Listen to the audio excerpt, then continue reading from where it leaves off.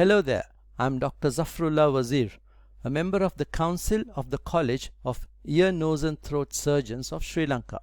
Today is the 28th of March 2020.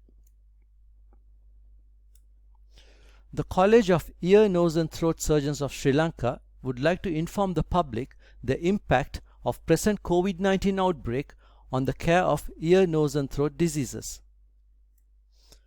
Most examinations of ear, nose and throat, including simple throat examination to visualize the voice box, and most ENT procedures like endoscopies and surgeries of the upper airway are recognized as aerosol generating procedures. Aerosol originating from a COVID-19 infected patient can readily pass the infection to doctors and other staff. If healthcare workers get infected, they need to keep away from work, resulting in closure of units or entire hospitals.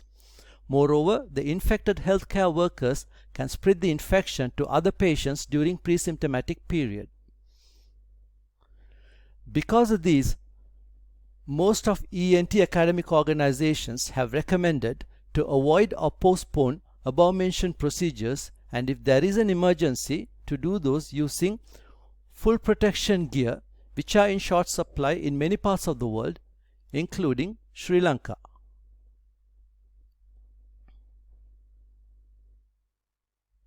Hence, the public will notice that there will be postponements of non-urgent ENT procedures and limited service at ENT clinics during this epidemic.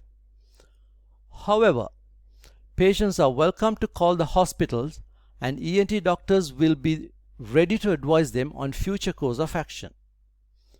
Furthermore, it's very important to avoid certain home accidents related to ear, nose and throat when you are staying at home during the lockdown period.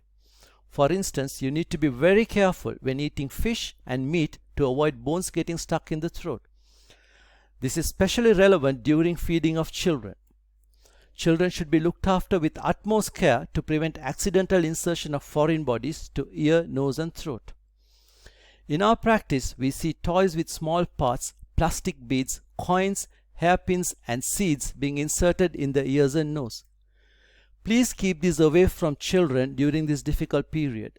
At no time children should be allowed to play with button cell batteries, as these can cause extensive tissue damage if inserted to ear, nose or throat. Children less than 3 years should not be given nuts and other hard foods to eat, as these can get aspirated to airway, causing an emergency. People who use artificial dentures should be careful to prevent accidental swallowing of those. Please look after the children playing at home to avoid falls and other injuries. Any of the above accidents need a visit to the hospital, where you will face delays and screening before the treatment. I repeat, you will face delays and screening before the treatment is begun. Please note that the prevention of above accidents will save much needed hospital resources and time of health staff. Hence, please be vigilant and take all precautions to prevent these accidents while you and your family are staying at home. Thank you.